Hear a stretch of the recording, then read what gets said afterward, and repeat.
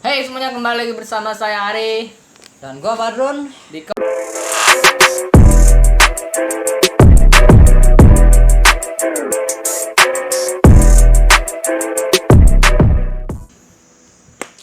Dimana kita akan membahas suatu hal yang sangat-sangat unik dan langka yang jarang dan tidak ada di konten manapun. Ya. Ada di sini. yang jarang sudah, pokoknya yang jarang. Dan kita udah nggak upload video 3 minggu yang lalu ya. Ya, Terakhir karena- kali Sekitar 3 minggu yang lalu. 3 mingguan ya. Ya, karena Gimana ada kabarnya guys? sedikit kendala kemarin. Gimana kabarnya? Masih jadi beban keluarga? Apakah kalian sudah Masih masih jadi- menjomblo sampai Masih sekarang? jadi pengangguran? Tenang, kita di sini ya. Kita bareng-bareng Kita nganggur. akan mencoba untuk menghibur kalian. Dan di sini sudah kita siapkan berbagai informasi berita yang unik yang terjadi beberapa bulan mundur ke belakang kemarin ya. Ya, dan Sudah kita rangkum. semoga menghibur karena ini adalah konten yang Sangat asyik. apa ya? Pokoknya lain lah menurut gua. Langsung saja kita ke berita yang pertama. Sini ada aksi konyol maling motor di Solo, curi Scoopy tinggalkan Vario plus KTP di bagasi. Begini nih kalau kipas angin dikasih nyawa. Muter-muter. Muter-muter. Dapat Scoopy tinggalin di identitas. Mungkin dia pikir ini dia lagi tuker tambah motor apa? Iya. Ini- Dan pada akhirnya keciduk. Keciduk juga. Gimana ceritanya? Kita bacakan. Langsung saja. Sebuah aksi maling motor paling tak lazim terjadi di Solo, Jawa Tengah. Peristiwa ini terjadi di kantor jasa pengiriman logistik. Yap. Yang membuat maling motor ini tak lazim, pelaku mencuri sepeda motor Honda Scoopy dan dia meninggalkan Honda Vario miliknya plus KTP di jok bagasi. Nah, gimana ini? Ini sih antara rugi dan untungnya jelas rugi sih. Ya rugi udah ketangkap Karena- juga. Iya. Welcome to the jeruji besi. Siap-siap mendekam Anda, dasar. Sangat perlu untuk mempelajari Skill dan teknik dalam ya mencuri dalam itu. mencuri. Buat kalian yang mungkin Semuanya itu ada ilmunya guys, jadi Ya. tinggal dipelajari aja. buat yang mungkin Jangan kayak mas-mas Scoopy ini. nggak ada kerjaan ya, Hmm, bisa belajar itu tuh. Jadi pencuri. jangan nggak boleh. jangan itu. Aksi maling motor ini terekam kamera CCTV di lokasi tersebut. Setelah dicek, ternyata ada tas dan sejumlah identitas pelaku yang tertinggal di sepeda motor. Ini mungkin dia saking paniknya Iya, namanya Sampai- juga mencuri ya. sampai lupa gitu. Tolol sih menurut gua. Misalkan kalau dia mikir di motornya nggak ada KTP atau identitasnya dia, tetap aja itu motornya bisa dilacak. Ini pemiliknya siapa? Iya. Atau jangan-jangan motor prianya juga hasil nyuri, terus ditukar Oh ya lagi. dia mau tuh karena sebenarnya Karena dia kurang dia sebenarnya suka incer Vario. dari kemarin dia itu incer Scoopy tapi dapatnya Vario terus. Iya, jadi ditukar lagi. Tuker lagi. Cuman kenapa dia ninggalin KTP? Tapi Anda maling juga ngapain bawa KTP?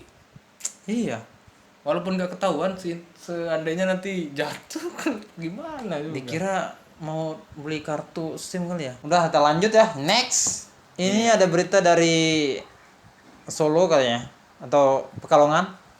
Ini ada berita dari Pekalongan. Penyebab banjir berwarna merah di Pekalongan. Apa nih? Ini kemarin sempat jadi Iya, beberapa hari yang lalu di Twitter gue juga pernah lihat. Iya. Katanya ini banjir air marjan. Ada juga yang bilang ini darah. Iya, darah. Darah Dajjal. Sebenarnya yang mana kita bahas, kita lihat ini sebenarnya air apa ini? Banjir yang melanda di wilayah Pekalongan, masyarakat dihebohkan dengan air yang berwarna merah bagaikan darah. Ya kalau berwarna hitam bagaikan darah itu nggak mungkin ya. Bahkan sejumlah foto dan video yang menunjukkan banjir dengan air warna merah yang menggenang kawasan Jalan Pelita 3 Pekalongan tersebar di media sosial. Oke. Warga bersama anggota kepolisian Polsek Pekalongan Selatan melakukan penelusuran sumber warna tersebut dan menemukan bahwa genangan air berwarna merah berasal dari obat batik warna merah dengan berat sekitar 3 kg terbungkus plastik putih yang bening yang hanyut dan tumpah tercampur genangan air hujan. Oke, pantas. Jadi emang benar bukan air marjan ya? Ya. Ini kalau dilihat dari lokasinya Emang batik cocok ya. Pekalongan gitu. Iya, gue pernah dengar kan batik Pekalongan. BPBD Kota Pekalongan menyampaikan juga bila hasil penelusuran ini berdasarkan investigasi Dinas Lingkungan Hidup Kota Pekalongan. Jadi udah fix. Udah clear ini bukan darah atau bukan Darah, bukan hal lainnya. ya. Ini adalah warna pakaian. Oke, next. Ya, kali ini berita yang sangat unik banget. Nah, dari unik banget itu udah Ya, udah unik. udah unik ketuaan banget ini pokoknya. unik. Ini cerita viral wanita koleksi nyamuk mati yang sudah ditangkapnya. Nggak gini, Mbak. Orang-orang kalau koleksi itu barang-barang mahal gitu, barang-barang supreme, Antik, kayak Iya. mobil gitu ya, kayak apa ya? Bunga-bunga gitu. iya, Tanaman kayak hias. toke gitu. Itu kayak mahal juga gitu. Kayak Atau mungkin ini logam zaman dulu. ini nyamuk supreme, Bro. Nggak tahu juga. Nyamuk tetap nyamuk. Nyamuk yang tetap menghisap darah dan membuat kita Tahu kan jadi dikasih logo sakit Supreme. DBD. Sebuah kisah unik kali ini datang dari wanita muda asal New Delhi, India. Iya. Ya, perindapan yang sontak membuat viral dan menjadi sorotan sebab ia mempunyai kebiasaan nyeleneh dalam mengoleksi nyamuk mati. Sebelumnya terlihat ia tengah berhasil mendokumentasikan sebanyak 87 nyamuk dan diduga dibunuh olehnya. Gimana ini? Ya, sebenarnya ini nggak banyak menurut gua 87. Gua juga bisa ngoleksi Lebih, 3 hari gua dapat. Cuma buat apa? Kalau si nyamuk buat apa Ini gitu? cara dia balas dendam, mampus ke bro. Apakah Polisi. mungkin dia berpikir beberapa tahun ke depan bakal Jadi fosil gitu. iya jadi terbaru yang membagikan korban ke 88. Anjir ini di Nama satu bro. nomor 1 ini disebut korban juga. Kenapa? Korban siapa Nggak, sebenarnya? sebenarnya korbannya ini yang cewek dari New Delhi ini. Ya iyalah, dia yang digigit, dia yang sedot darahnya, kalau sakit dia juga yang dibawa ke rumah sakit. Kenapa nyamuk yang jadi korban? Emang wajar dibunuh lah kalau nyamuk mah. Iya. Unggahannya di akun Twitter ternyata mampu mengundang gelak tawa netizen. Bahkan dari mereka banyak yang memberikan tanggapan kocak melalui sebuah komentar di akun Twitter Seria. Syariah. Oh, berarti ini memang tujuannya bukan untuk hal serius ya, tapi untuk Cuman buat lucu-lucuan ya aja, lucu aja, iseng-iseng aja. buat kocak-kocak di Twitter. Oke, next. Lelaki di Jepang bisa disewa jasanya buat nggak ngapa-ngapain. Hah? Maksudnya gimana? Ini jangan jauh-jauh ke Jepang, saya juga mau nih kalau Iya, disewa buat semua orang mau. Ini kan pekerjaan yang paling dicari-cari orang, terutama untuk anak-anak rumahan yang rebahaners di luar sana ya. iya. Di saat kebanyakan orang membenci pekerjaan mereka yang tidak ada habisnya, lelaki 37 tahun di Tokyo justru bisa menghasilkan uang tanpa perlu bekerja ekstra. Shoji Morimoto bersedia meminjamkan dirinya kepada siapa saja yang membutuhkan. Meskipun terdengar konyol, usahanya lancar jaya. Dia telah menerima sekitar 3.000 pesanan sejak memulai bisnis ini pada 2018. Gila bro, ini udah 3.000 Gila, 3.000 orang. pesanan. Dan ini udah digeluti beberapa tahun yang lalu, udah masuk tahun ketiga. Dia memasang tarif 10 yen atau 1,3 juta rupiah. Gila, ini banyak bro, nggak sedikit. Lumayan ya. Ada loh orang yang mau gaji orang buat nggak ngapa-ngapain. Plus uang transport dan makan. Tuh. Lu udah kenyang. Kalau pulang diantar, dapat duit. Kerja nggak Enggak, Nggak paling capek. ini di Jepang loh. Di Iya, Jepang itu enggak mungkin ada tempat yang kumuh-kumuh. kumuh-kumuh, pasti tempat bagus semua. Untuk setiap sesi dia bisa melayani 2 sampai 3 klien dalam sehari dan menghabiskan sekitar 2-3 jam untuk masing-masing orang. Masing-masing orang paling lama 3 jam. Misalkan kalau kita kerja 12 jam, itu udah 3 orang udah bisa istirahat. Shoji Moritomo mengatakan, saya menemani klien untuk melakukan apa saja. Oh, apa saja, berarti Tapi ini nggak nggak benar-benar diam gitu ya. Saya menjawab pertanyaan mereka, mendengar cerita dan menganggukkan kepala ketika dibutuhkan. Ini sih bukan nggak ngapa-ngapain, ini kayak lebih teman jadi curhat, teman gitu ya. curhat atau disuruh-suruh gitu. Tapi kalau cuma buat dengerin orang curhat dibayar mah enak. Ya enak. Ada yang mengajaknya nonton bioskop, ada juga yang minta ditemani ke Disneyland. Naik helikopter. Dia bahkan pernah menyaksikan orang ke gap selingkuh. Yang terakhir ini pengalamannya cukup menegangkan ya. Menarik sih, daripada kita tidur-tiduran main HP ini. Lebih baik kalian kerja kayak Mas Soji nih. Lumayan loh. Kalau di Indonesia bisa sampai Tapi 1,3 juta. kalau di Indonesia kira-kira ada nggak ya, mungkin apa enggak? Nah, nggak tahu. Kalau mungkin atau enggak, bisa aja sih sebenarnya, cuman belum ada yang berani untuk membuka usaha seperti ini kali ya. Oke, kita langsung aja ke yang terakhir. Next.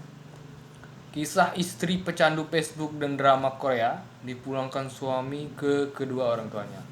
Tuh buat ibu-ibu, buat lu pada yang udah nikah, jangan dikit-dikit bikin status. Lu masak ini bikin status, lu bikin ini bikin status. Suami lu kerja kesini bikin status. Ya. Ya ampun, nggak usah, nggak ada yang peduli sumpah. Nggak ada yang peduli sama sekali. Dan 2-3 tahun ke depan itu akan menjadi sangat alay di mata Anda sendiri. Iya, tentu saja Anda akan karena menyesal. itu cringe dan sangat cringe. Tindakan seorang suami yang mengembalikan istrinya kepada kedua orang tuanya lantaran sang istri kecanduan nyenatus dan berkomentar di Facebook. Tuh udah jelas. Banyak nih di teman-teman Facebook gua nih, ibu-ibu nih yang baru nikah nih, yang masih juga kayak gitu. Serta ketagihan nonton drama Korea. Waduh, menjadi viral di media sosial. Ya iya, kalau lu nonton drama Korea mulu, kapan lu bisa ngerjain tugas Kalau rumah? setiap Iya, tugas malam rumah. maraton film apa ya, saya nggak tahu juga Iya. film Korea. Karena perlu disadari bahwa lu udah nikah dan kebiasaan pas lu remaja Harus dikurangi sedikit. kurangnya, atau minimal setidaknya dibuang lah, nggak ada faedahnya. Kisahnya dibagikan langsung oleh sang istri. Grup Facebook bernama Kisah Rumah Tangga. Oh, kisah ini dibagikan di grup Facebook yang bernama Kisah Rumah Tangga. Namanya juga Tempat orang-orang berbagi tentang masalah perkawinan dan masalah mereka. Aduh, pengen masuk nih gua. kira-kira ada janda gak di sana ya? Namun, dia menggunakan akun Facebook temannya karena ya. Sudah tidak benar pakai akun orang lain. Aduh, ketika dia mengatakan hal ini kepada ibunya, kemudian ibunya memberinya tamparan yang keras. Ditampar dong, ya wajar, mampus, tampar aja bu, nggak apa-apa. Dia pun mengatakan bahwa dia mencintai suaminya, tetapi pada saat yang sama dia tidak bisa meninggalkan Facebook dan drama Korea. Ya lu harus konsisten bu, mbak. Lu pilih suami atau Facebook itu. Tapi buat para laki di luar sana juga ini sebuah pelajaran ya, kalau cari istri itu yang benar. Iya, nggak apa-apa sih menurut gue main Facebook, nggak apa-apa, karena di Facebook kita juga bisa belanja, tahu sesuatu. Cuman kalau Facebook mulut terus bikin status, komen orang-orang yang jelas, ya suaminya malu juga sih. Jangan deh, buat dulu pada nih yang udah nikah. Apalagi pos-pos yang nikah terus tidur lah. Aduh iya, itu paling, aduh nggak ada yang peduli sumpah. Kecuali lu benar-benar telanjang ngewek sama suami lu, baru ada yang peduli.